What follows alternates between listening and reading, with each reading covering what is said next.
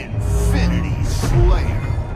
Hey everybody, it's Ryan McCaffrey with IGN, and we are back at 343 Industries to check out more Halo 4 multiplayer maps, the Crimson DLC map pack. I am once again joined by Kynan Pearson, the lead multiplayer level designer at 343. Good to see you again, Kynan. Great seeing you. So, you've got 3 more new levels. We're going to check them all out. If you saw our previous Halo 4 coverage leading up to the release of the game, we did these walkthrough tours for all 10 maps.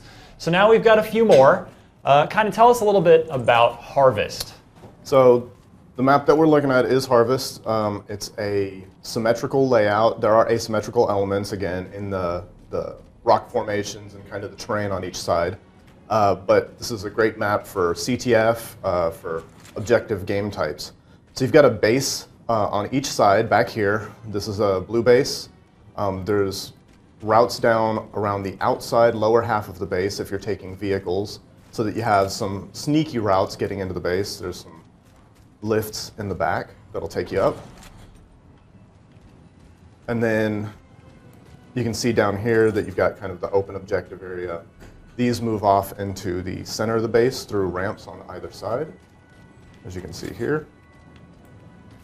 This looks like a pretty good sized map. Is this more of a big team, 8 to 16 type? It supports 4v4 as well as 6v6, although you could run 8v8 games on it. But it's not as large whenever you see it kind of in the context of running through here. You can see that you can actually get from side to mid fairly easily, and whenever you're in vehicles, it's a really fast route. So it may look big at first glance, but whenever you're playing it, you can see that it's... Now, speaking of the vehicles, I did see a Warthog over there. What vehicles are on this map? So we've got Warthog, Mongoose, and Ghost. The usual classic fare. Yep. So, can we take a look at the out in the distance there? Where is this map set? Because I'm seeing a very pretty backdrop here.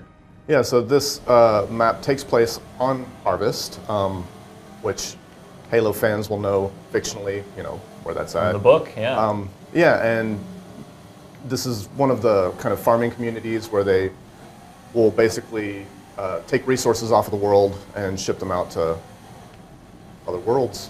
Now you're doing a lap in the Warthog, yeah. and you just drove by. Oh, here comes. Looks like there's a few really sick Warthog jumps in here. Yeah, we got a lot of stuff just for players to have fun with. Kind of, they work as line of sight blockers, but they also just make for some fun jumps and hops around the map.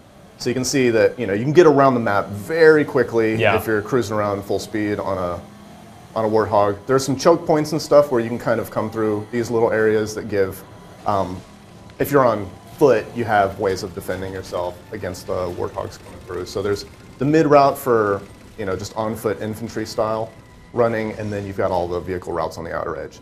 So this mid structure has lifts on the sides that take you up. But also there's a little cut through hallway in the middle that if you're doing flag runs, you've got multiple choices for your routes. The other thing is, if we come through here, there's also kind of a high route that takes you through the top, and there's a jump kind of leading in. But you can run across here and basically bypass the center area, but you'll be under fire whenever you're going So you mentioned CTF right off the bat. That's music to my ears. It's looking like many Halo levels. Oh, there's a sort of tram going by up top there, a little ambient action. These outer areas in particular look like a DMR paradise, potentially. Yeah, there are some long channels for long lines of sight, but as you can see, there's hills that kind of break up the areas. So it's not like I'm going to be getting engaged from people that are kind of sitting over on the backside or whatever. I can actually back down this, and you see that it provides ample cover. Plus, you've got the rocks in the way that give you something to basically defend yourself by going over the crests and shooting and stuff like that. But yeah, we do allow plenty of opportunity for DMRs, VRs, light rifle, sniper rifle to have some coverage of the map. But as you can see, if you're running through the bases and central structures, there's tons of walls kind of giving you some close quarters and some mid-range opportunities. Right. let's talk about some armor abilities. Got any recommendations here? I mean, certainly maybe some jetpack potential to jump up into the base quickly. What else might work? Yeah, like personal automated turret is always good for an objective mode if you're just dropping it out by the flag. Thruster pack is great just because you can use it to get in and out of engagements around corners as well as Promethean vision. Just because you can then see the angles that people are approaching the end cap bases.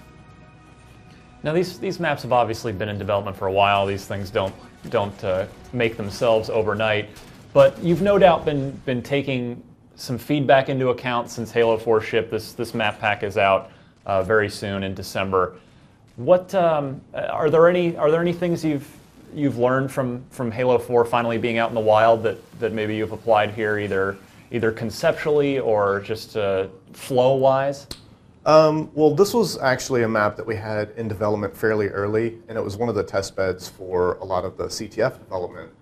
So this is, it's a great symmetrical map. It's got, very focused channels, and I think that's something that people love with, Ragnarok and some of the other maps that we have that provide those opportunities. And this is much in that style, even though it gives a different experience. It's going to scratch that itch for the people that like that kind of balanced experience. So yeah, it was one of those things where we've seen a lot of the feedback, and we wanted to, again, take some of the learning from that and pop it in here, just in regards to being symmetrical, being more focused in terms of the options that you have. There's like 3 routes that you'll take, and you have all of the opportunities for vehicle stuff and then infantry. But it's definitely a much more balanced experience for objective modes. Now, the last time we were here, and the last time you told me about a test bed map that you guys have been working on for a long time, you were talking about Haven, which has proven to be quite possibly the single most popular Halo 4 map, at least in my matchmaking experience. It gets voted through almost every single time. So by that logic, I think we might be looking at the next CTF superstar right here. Well, again, I don't think that's necessarily for us to define. People will figure out what they like, and they'll vote on those in their own right. But yeah, this is something that we're very happy with, and excited to see how people react to it. I saw earlier downstairs, it looked like there were a little botany lab, some plant samples down there. Yeah, so kind of a cool little cut-through area that has some plant life in the canisters down below. Warning, do not eat the plants. I love that scenery out there. We've never visited Harvest in a Halo game before. It's a new experience for players and something that we wanted to have, some fictional throwback for fans, incorporating some more of the extended fiction. So I guess maybe kind of a last question I might have for you here is, as you're putting together your very comprehensive DLC plan, it's been announced. If you have your Halo 4 map pass or if you bought the limited edition of the game, we've got 3 map packs coming, a total of 9 maps over the course of the next several months. Why go with Harvest out of the gate here, as opposed to maybe one of the ones that's coming later? Did you feel like there was a CTF kind of void that you wanted to fill, or was this one just further along? Am I overthinking it? No, I think that it's all part of the master plan in terms of how we pace these out. Some of it's production-wise, whichever ones are done first, right? And some of it goes by just knowing what we put out and knowing the needs of certain areas of gameplay.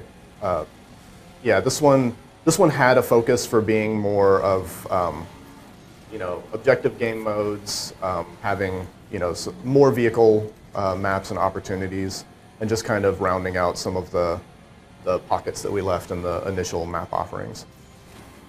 Well, this is Harvest, and it is part of the Crimson Map Pack, which will be downloaded automatically for you if you have the Map Pass or the Limited Edition. Otherwise, it's part of the Crimson Map Pack that's out for 800 Microsoft points, coming up very soon. Thanks very much. And for all your Halo 4 needs, you're already in the right place. It's IGN.